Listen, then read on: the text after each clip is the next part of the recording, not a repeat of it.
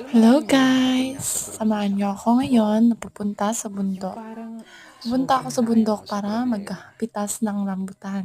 Yung manghuni ng ibon, Kailangan kong gawin to sariwang para may hangin, pang-allowance naman ako na kahit sobrang bigat ng at pakiramdam may mo, panggasto kapag para sa naranasan mo project itong at mga kung to, ano man ang biglang babayarin sa mawawala school. na lang. Tara, samahan niyo ako.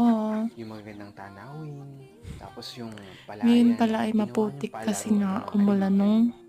umulan nung Saan mo isang araw pinamumuhay sa kahapon. probinsya mo? Yung Kaya para maputik talagang yung daan. napakalayo mo sa problema.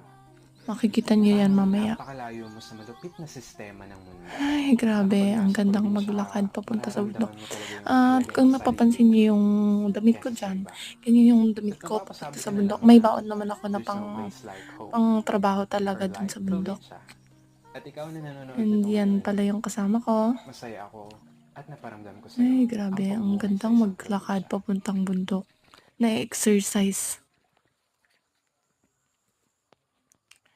By the way guys, kung na nahihirapan talaga akong mag-Tagalog. Hindi kasi ako Tagalog eh.